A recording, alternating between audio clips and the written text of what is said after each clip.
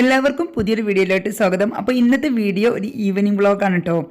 അതിൽ ഞാൻ 2 recipe share ചെയ്യുന്നുണ്ട്. നമുക്ക് ഡിന്നർ പാർട്ടി സ്പെഷ്യലായിട്ട് തയ്യാറാക്കാൻ പറ്റുന്ന ഒരു യമനി റൊട്ടിയും പിന്നെ അതുപോലെ തന്നെ അതിലോട്ട് നല്ലൊരു കോമ്പിനേഷനായ ഒരു സിൽക്കി ചിക്കൻ ഗ്രേവിയുമാണ് ഇന്ന് ഞാൻ ഷെയർ ചെയ്യുന്നത്.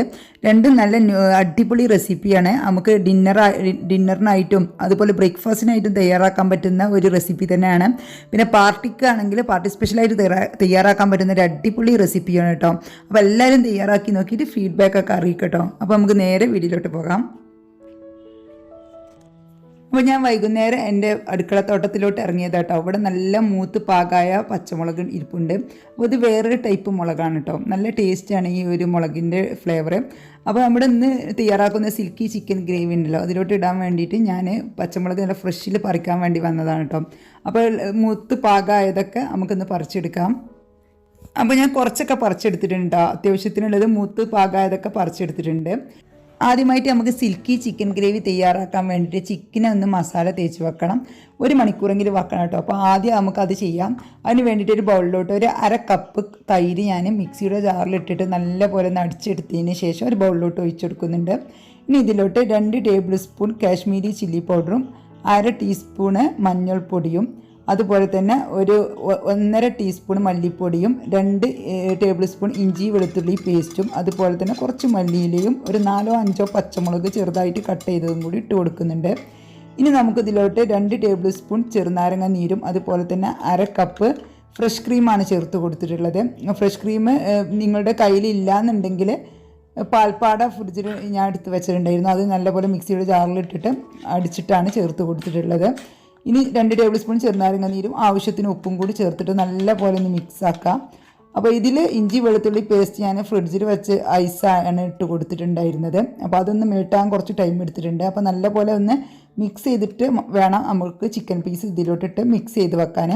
ഇനി ചിക്കൻ പീസസ് ഇതിലോട്ട് ഇട്ടിട്ട് നല്ല പോലെ ഒന്ന് മിക്സ് ചെയ്ത് കൊടുത്തതിന് ശേഷം എല്ലാ ഭാഗത്തോട്ട് മസാല പിടിക്കണം കേട്ടോ. അതിന് ശേഷം നമുക്കിതുപോലെ ഒരു സ്റ്റീലിൻ്റെ ഒരു ബൗള് ഇതിൻ്റെ നടുവിലായിട്ട് വെച്ചിട്ട് അതിലോട്ട് ഒരു ചാർക്കോൾ കത്തിച്ച് ഇട്ട് കൊടുത്തതിന് ശേഷം ഒരു 1/2 ടീസ്പൂൺ നെയ്യ് ഒഴിച്ചു കൊടുക്കുക അതിന് മുകളിലോട്ട്. അപ്പോൾ ഇതുപോലെ നല്ല പുകഞ്ഞ് വരും.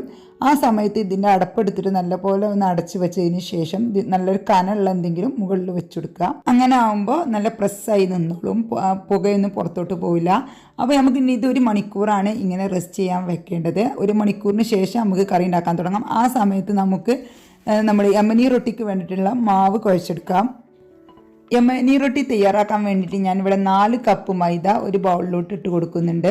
അപ്പോൾ അത് തരിച്ചിട്ടാണ് ഇട്ടിരിക്കുന്നത്. കാരണം മൈദയിൽ വല്ല കട്ടയോ എന്തെങ്കിലും പുഴുവൊക്കെ ഉണ്ടെങ്കിൽ ഒന്ന് പോന്നോട്ടെ എന്ന് വിചാരിച്ചിട്ടാണ്. വെറുതെ ജസ്റ്റ് ഒന്ന് തരിച്ചെടുത്തതാണ്. അതിനുശേഷം നമുക്ക് ഇതിലോട്ട് പാകത്തിനുള്ള ഉപ്പ് ചേർത്തിട്ട് നല്ലപോലെ ഒന്ന് മിക്സ് ആക്കി കൊടുക്കാം. ഇനി നമുക്ക് ഒരു മിക്സിയുടെ ജാറിലോട്ട് 2 കപ്പ് ചോറും അതിലോട്ട് 1.5 കപ്പ് വെള്ളം കൂടി ചേർത്തിട്ട് നല്ലപോലെ ഒന്ന് അരച്ചെടുക്കാം. നല്ല പേസ്റ്റാക്കി അരച്ചെടുക്കണം കേട്ടോ. ചോറൊക്കെ നല്ലപോലെ അരയണം. അതിനുശേഷം അതെടുത്തിട്ട് നമുക്ക് ഈ ഒരു മാവിലോട്ട് മിക്സ് ചെയ്യുക. നല്ലപോലെ ഒന്ന് മിക്സ് ചെയ്ത് കൊടുക്കുക.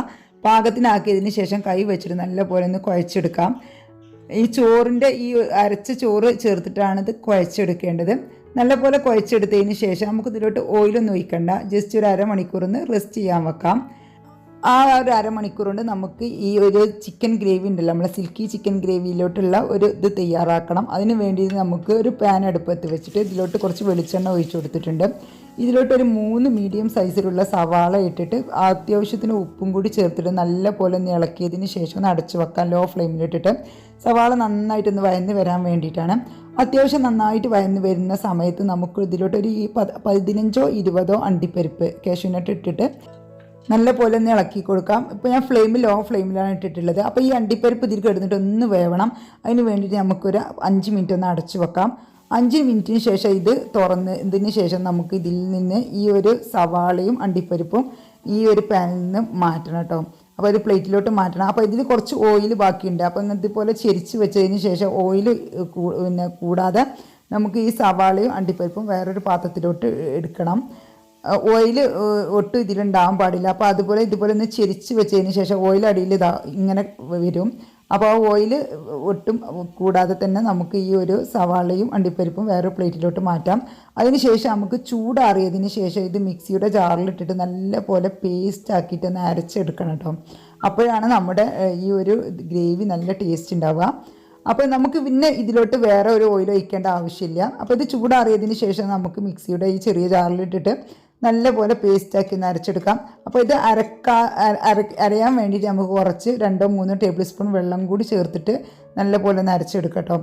അപ്പോൾ ഇത് ഈ വെള്ളം ചേർക്കാഞ്ഞാൽ അരഞ്ഞ് കിട്ടില്ല. അപ്പോൾ അതുകൊണ്ട് ആദ്യം ഒന്ന് വെള്ളം ചേർക്കാതെ ഒന്ന് അരച്ചതിന് ശേഷം പിന്നെ നമുക്കൊരു 3 ടേബിൾ സ്പൂൺ വെള്ളം ഞാൻ ഒഴിച്ചു കൊടുത്തിട്ടുണ്ട്. അതിനുശേഷം നല്ലപോലെ ഒന്ന് അരച്ചെടുക്കാം. അപ്പോൾ ഇത് അരച്ചെടുക്കുന്ന നല്ല പേസ്റ്റായിട്ട് അരച്ചെടുക്കുകയാണ് വേണ്ടത്. കാരണം അണ്ടിപ്പരിപ്പൊന്നും അരിയാതെ എടുക്കാൻ പാടില്ല. അപ്പോൾ അതിനുള്ള വെള്ളം എത്രയെന്ന് വെച്ചാൽ നിങ്ങൾക്ക് ചേർത്ത് കൊടുക്കാം കേട്ടോ. അപ്പോൾ ഈ ഒരു പരുവത്തിലാണ് നമുക്ക് അരച്ചെടുക്കേണ്ടത്. നല്ല പേസ്റ്റായിട്ട് അരച്ച് കിട്ടണം. അപ്പോഴാണ് നമ്മുടെ ഗ്രേവി നല്ല ടേസ്റ്റ് ഉണ്ടാവുക. ഇപ്പോൾ 1 മണിക്കൂർ കഴിഞ്ഞിട്ടുണ്ട് കേട്ടോ. അപ്പോൾ നമ്മുടെ ചാർക്കോളിലെ പുകയൊക്കെ പുകഞ്ഞ് കഴിഞ്ഞിട്ടുണ്ട്. അപ്പോൾ ഇതിൻ്റെ ചൂടൊക്കെ ആറിയിട്ടുണ്ട് കേട്ടോ. അപ്പോൾ ഞാൻ അതെടുത്ത് പുറത്തോട്ട് മാറ്റിയിട്ടുണ്ട് കേട്ടോ. നമ്മൾ ചിക്കനെ അടച്ചു വെക്കാം. ഇനി നമുക്ക് ഗ്രേവി ഉണ്ടാക്കാൻ തുടങ്ങാം. അപ്പോൾ ഇതിൽ ഓയിൽ ഞാൻ വേറെ ഒഴിക്കുന്നില്ല. ആദ്യം ഒഴിച്ച ഓയിൽ തന്നെ ഇതിലുണ്ട് കേട്ടോ. അപ്പോൾ വീണ്ടും ഞാൻ ഫ്ലെയിം ഓൺ ചെയ്തിട്ട് ഇതിലോട്ട് പട്ട, ഗ്രാമ്പൂ, ഏലക്ക, പിന്നെ അതുപോലെ തന്നെ ബേ ലീഫ് ഉണ്ടെങ്കിൽ ബേ ലീഫിൻ്റെ ഒരു പീസ് ഇട്ട് കൊടുക്കാം. എല്ലാം കൂടി ഇട്ടിട്ട് നമുക്ക് നല്ലപോലെ ഒന്ന് ചൂടാക്കിയിട്ട് അതിൻ്റെ സ്മെല്ലൊന്ന് വരണം. ഇതിൽ കിടന്നിട്ട് ഈ ഒരു സമയത്ത് നമുക്ക് ഇതിലോട്ട് നമ്മൾ അരച്ച് വെച്ച പേസ്റ്റ് ഉണ്ടല്ലോ അതിട്ട് കൊടുക്കാം. സവാളയും അണ്ടിപ്പരിപ്പും അരച്ച പേസ്റ്റ് ചേർത്ത് കൊടുക്കാം. ചേർത്ത് കൊടുത്തതിന് ശേഷം നല്ലപോലെ ഒന്ന് മിക്സ് ചെയ്യുക. അത് ആ ഓയിലിൽ കിടന്നിട്ട് ഓയിൽ തെളിഞ്ഞ് വരണം. ആ മിക്സിയുടെ ജാറിൽ കുറച്ച് വെള്ളം കൂടി ഒന്ന് ഒഴിച്ചിട്ട് ഞാൻ ഇതിലോട്ട് ഒഴിച്ചു കൊടുക്കുന്നുണ്ട് കേട്ടോ. അതിന് ഫുള്ള് പോരാനും കുറച്ച് വെള്ളത്തിൻ്റെ ആവശ്യമുണ്ട്. അപ്പോൾ ഇതിൽ കിടന്നിട്ട് ഈ ഓയിലൊന്ന് തെളിഞ്ഞ് വരണം. അത്ര ടൈം ഇതുപോലെ ഒന്ന് ഇളക്കി കൊടുക്കണം. ലോ ഫ്ലെയിമിൽ വെച്ചിട്ടാണ് ഇളക്കി കൊടുക്കേണ്ടത് കേട്ടോ. ഹൈ ഫ്ലെയിമിൽ വെച്ചാൽ അടുക്കി പിടിക്കാൻ ചാൻസ് ഉണ്ട്. കാരണം നട്ട്സൊക്കെ ആയതുകൊണ്ട് തന്നെ. അപ്പോൾ അതുകൊണ്ട് തന്നെ ഇടയ്ക്കിടയ്ക്ക് ഇളക്കി കൊടുക്കുകയും വേണം കൈവിടാതെ. പിന്നെ അതുപോലെ തന്നെ നമുക്ക് കുറച്ച് വെള്ളം കൂടി ഒഴിച്ച് കൊടുക്കുകയും വേണം. പിന്നെ ലോ ഫ്ലെയിമിൽ വെക്കുകയും വേണം. ഈ 3 കാര്യങ്ങൾ ശ്രദ്ധിക്കണം കേട്ടോ. അതിന് പെട്ടെന്ന് അടുക്കി പിടിക്കും. ഈ ഒരു പരുവത്തിലായി കഴിഞ്ഞാൽ നമ്മൾ മസാല തേച്ച് വെച്ച നമ്മളെ ചിക്കൻ ഉണ്ടല്ലോ ആ ചിക്കൻ ഇതിലോട്ട് ചേർത്ത് കൊടുക്കാം. അപ്പോൾ ഇതിലെല്ലാം നമ്മൾ ചേർത്തതാണ്. ചിക്കനിൽ മുളക് പൊടിയും മഞ്ഞൾപ്പൊടിയും എല്ലാ സംഭവങ്ങളും നമ്മളിത് ചേർത്ത് കൊടുത്താണല്ലോ. അപ്പോൾ അതുകൊണ്ട് തന്നെ ഇനിയിപ്പോൾ ഇതിലോട്ട് വേറെ ഒന്നും നമുക്ക് ചേർക്കേണ്ട ആവശ്യമില്ല. ഇതിൽ കിടന്നിട്ട് നല്ല പോലെ ഒന്ന് വേവിച്ചെടുക്കേണ്ട ഒരു ആവശ്യം മാത്രമേ ഉള്ളൂ. വേറെയുള്ള പണികളൊക്കെ നമ്മൾ ആദ്യം തന്നെ ചെയ്തു വെച്ചത് കൊണ്ട് തന്നെ. അപ്പോൾ ഇത് മസാല തേച്ച് വെച്ച ചിക്കൻ ഇതിലോട്ട് ഇട്ട് കൊടുത്തതിന് ശേഷം ഹൈ ഫ്ലെയിമിലോട്ട് മാറ്റി കൊടുത്തിട്ട് നല്ല പോലെ ഒന്ന് മിക്സ് ചെയ്ത് കൊടുക്കട്ടോ. ചിക്കനൊക്കെ നല്ല പോലെ ഒന്ന് ചൂടാകാൻ വേണ്ടിയിട്ട് ഹൈ ഫ്ലെയിമിൽ വെക്കുക. അതിനുശേഷം നല്ല പോലെ ഒന്ന് ഇളക്കി കൊടുക്കുക. എല്ലാ ഭാഗത്തോട്ടും ഒരുപോലെ ചൂടെത്താൻ വേണ്ടിയിട്ട് നല്ല പോലെ ഒന്ന് മിക്സ് ചെയ്ത് കൊടുത്തതിന് ശേഷം നമുക്കിത് അടച്ച് വെച്ചൊന്ന് കുക്ക് ചെയ്യാം. നല്ലപോലെ തിള വന്നതിന് ശേഷം നമുക്ക് ലോ ഫ്ലെയിമിലോട്ട് മാറ്റട്ടോ. എന്നിട്ട് ഇടയ്ക്കിടയ്ക്കൊന്ന് ഇളക്കി കൊടുത്താൽ മതി. ഇളക്കി കൊടുക്കണ ഒരു പണി മാത്രമേ ഉള്ളൂ. ഇനി ഏകദേശം ഒരു 10 മിനിറ്റ് ഇതുപോലെ ഒന്ന് അടച്ചു വെച്ചൊന്ന് കുക്ക് ചെയ്തെടുത്താൽ മതി. ഇടയ്ക്കൊന്ന് ഇളക്കി കൊടുത്താൽ മതി. ഇപ്പോൾ ഇത് കണ്ടോ ചിക്കനൊക്കെ നല്ലപോലെ വെന്തിട്ടുണ്ട്. ഇനി ഈ സമയത്ത് നമുക്ക് ഇതിലോട്ട് ഒരു ടീസ്പൂണ് ഗരം മസാല പൗഡർ ചേർത്ത് കൊടുത്തിട്ട് ജസ്റ്റ് ഒന്ന് മിക്സ് ആക്കി കൊടുക്കുക. അതിനുശേഷം കസൂരി മേത്തി ലേശം എടുത്തിട്ട് ഇതുപോലെ ഒന്ന് പൊടിച്ചിട്ട് ഇതിൻ്റെ മുകളിലോട്ട് ചേർത്ത് കൊടുക്കുക. ഈ കസൂരി മേത്തിയുടെ ടേസ്റ്റ് ഈ ഒരു ഗ്രേവിക്ക് നല്ലൊരു ടേസ്റ്റാണ് കേട്ടോ. നല്ലൊരു ഫ്ലേവർ കിട്ടും. പിന്നെ നമുക്ക് നല്ലപോലെ ഒന്ന് മിക്സ് ആക്കി കൊടുത്തതിന് ശേഷം ഫ്ലെയിം ഓഫ് ചെയ്യുക. അതിനുശേഷം കുറച്ച് മല്ലിയില കൂടി ചേർത്ത് കൊടുക്കാം. മല്ലിയില വേണമെങ്കിൽ ചേർത്ത് കൊടുത്താൽ മതി, നിർബന്ധമില്ല കേട്ടോ. കസൂരിമേത്തി എന്തായാലും ഈ ഒരു ഗ്രേവിക്ക് ചേർത്ത് കൊടുക്കുക വേണം. അപ്പോൾ അതിൻ്റെ കറക്റ്റ് ടേസ്റ്റ് അപ്പോഴേ കിട്ടുള്ളൂ. ഇപ്പോൾ നമ്മുടെ നല്ല അടിപൊളി സിൽക്കി ചിക്കൻ ഗ്രേവി ഇവിടെ റെഡി ആയിട്ടുണ്ട്. ഇനി നമുക്ക് നമ്മുടെ യമനി റൊട്ടി തയ്യാറാക്കാൻ നിൽക്കാം. അപ്പോഴേക്കും മാവൊക്കെ നല്ല സോഫ്റ്റായി വന്നിട്ടുണ്ട്. അപ്പോൾ ഇത് കുഴച്ച് വെക്കുന്ന സമയത്ത് നല്ലൊരു ഹാർഡ് പോലെ ഇക്കാരം. പക്ഷേ കുറച്ചൊരു അരമണിക്കൂർ കഴിഞ്ഞിട്ട് നമ്മൾ എടുക്കുന്ന സമയത്ത് നമുക്കിത് നല്ലൊരു സോഫ്റ്റായിട്ട് കിട്ടും കേട്ടോ. ഇനി അധികം കുഴക്കേണ്ട ആവശ്യമൊന്നുമില്ല. ഇതുപോലെ നമുക്ക് നീട്ടിയെടുത്തതിന് ശേഷം നമുക്ക് ഈക്വൽ പാർട്ടായിട്ട് ഇതുപോലെ ഒന്ന് കട്ട് ചെയ്തെടുക്കാം. കട്ട് ചെയ്തതിന് ശേഷം നമുക്ക് ഇതുപോലെ എല്ലാതും നമുക്കിതുപോലെ ബോളാക്കിയിട്ട് വെക്കാം. അതിനുശേഷം ഓരോരോ ബോളുകളായിട്ട് എടുത്തിട്ട് നമുക്കിതുപോലെ പരത്തിയെടുക്കാം. ജസ്റ്റ് മൈദപ്പൊടി ഇട്ടിട്ട് ജസ്റ്റ് ഒന്ന് പരത്തിയെടുത്താൽ മതി. ഷേപ്പൊന്നും ഇപ്പോൾ നോക്കണ്ട. അതിനുശേഷം നമുക്ക് കുറച്ച് ഓയിൽ എടുത്തിട്ട് ഇതിൻ്റെ മുകളിലോട്ട് ഒന്ന് തേച്ച് കൊടുക്കാം. എല്ലാ ഭാഗത്തും ഓയിൽ എത്തിക്കണം. പിന്നെ അതിൻ്റെ മുകളിലായിട്ട് കുറച്ച് മൈദപ്പൊടിയും കൂടി ഇട്ട് കൊടുക്കാം. അതിനുശേഷം നമുക്ക് ഇതുപോലെ ഒന്ന് മടക്കി കൊടുക്കാം. ഒന്ന് 2 സൈഡിലും ഇതുപോലെ മടക്കി കൊടുത്തതിന് ശേഷം അതിൻ്റെ മുകളിൽ നമുക്ക് ഓയിലൊന്ന് ബ്രഷ് ചെയ്ത് കൊടുക്കാം. ഓയിൽ സൺഫ്ലവർ ഓയിലോ റൈസ് ബ്രെയിൻ ഓയിലോ ഒലിവ് ഓയിലോ ഏത് ഓയിലായാലും കുഴപ്പമില്ല. ഇനി നമുക്ക് ഓയിൽ സ്പ്രെഡ് ചെയ്തതിന് ശേഷം നമുക്ക് ഇതുപോലെ അങ്ങോട്ടും ഇങ്ങോട്ടും ഒന്ന് മടക്കി കൊടുക്കാം. ഇങ്ങനെ സ്ക്വയർ ടൈപ്പിലാണ് വേണ്ടത്. ഇങ്ങനെ എല്ലാതും ഇതുപോലെ എടുത്തിട്ട് നമുക്ക് പരത്തി ഇതുപോലെ സ്ക്വയർ ടൈപ്പിൽ മടക്കി വെക്കാം. എല്ലാതും ഇതുപോലെ സ്ക്വയർ ടൈപ്പിലാക്കി വെച്ചതിന് ശേഷം പിന്നെ ഓരോന്നും എടുത്തിട്ട് പരത്തിയിട്ട് അങ്ങോട്ട് ചുട്ടെടുത്താൽ മതി. അപ്പോൾ ഇതുപോലെ ചെയ്യുമ്പോൾ ആദ്യം പരത്തുമ്പോൾ നമുക്ക് ഷേപ്പ് ഒന്നും നോക്കേണ്ട ആവശ്യമില്ല.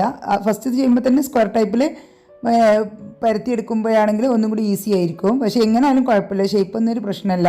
പിന്നെ നമ്മൾ ലാസ്റ്റ് പരത്തുന്ന സമയത്ത് ഈ സ്ക്വയർ ടൈപ്പിൽ അങ്ങോട്ട് പരത്തിയാൽ മതി. അപ്പോൾ മാത്രം ഒന്ന് ശ്രദ്ധിച്ചാൽ മതി. അങ്ങനെ ആകുമ്പോൾ നമുക്ക് പെട്ടെന്ന് തന്നെ ഈസി ആയിട്ട് തന്നെ ചെയ്തെടുക്കാൻ പറ്റും. ഇപ്പോൾ എല്ലാ ബോളുകളും ഇതുപോലെ പരത്തി സ്ക്വയർ ടൈപ്പിലാക്കി വെച്ചിട്ടുണ്ട്. ഇനി നമുക്ക് ഓരോരോ ഈ ഒരു ഇതെടുത്തിട്ട് സ്ക്വയർ ടൈപ്പിൽ തന്നെ പരത്തിയെടുക്കണം. നമ്മൾ ആ മടക്കി അതേ ഷേപ്പിൽ തന്നെ ഇതുപോലെ പരത്തിയെടുക്കണം. രണ്ട് ഭാഗത്തോട്ടും ഇങ്ങനെ ആക്കിയിട്ട് അങ്ങോട്ട് പരത്തിയെടുത്താൽ മതി. അപ്പോൾ അതേ ഷേപ്പിൽ തന്നെ നമുക്ക് പരത്തിയെടുക്കാൻ പറ്റും.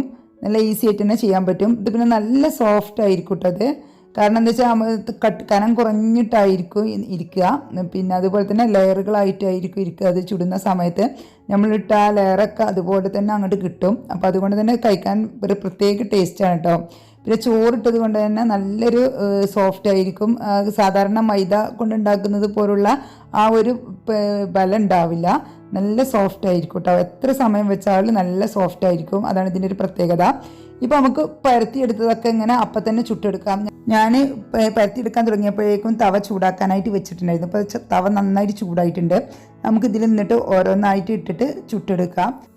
റൊട്ടി തവയിലിട്ട് കൊടുത്തതിന് ശേഷം മുകൾ ഭാഗത്തോട്ട് നമുക്ക് ഓയിലൊന്ന് ബ്രഷ് ചെയ്ത് കൊടുക്കാം.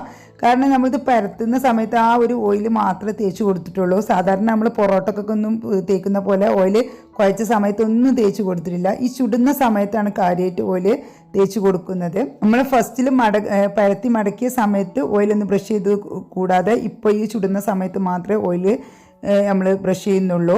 അപ്പോൾ കൂടുതൽ ഓയിലൊന്നും ഈ ഒരു യമനി റൊട്ടിക്ക് ആവശ്യമില്ല. അപ്പോൾ നിങ്ങൾ ഓയിൽ എടുക്കുമ്പോൾ സൺഫ്ലവർ ഓയിലോ അതുപോലെ ഒലിവ് ഓയിലോ ആണ് എടുക്കേണ്ടത്.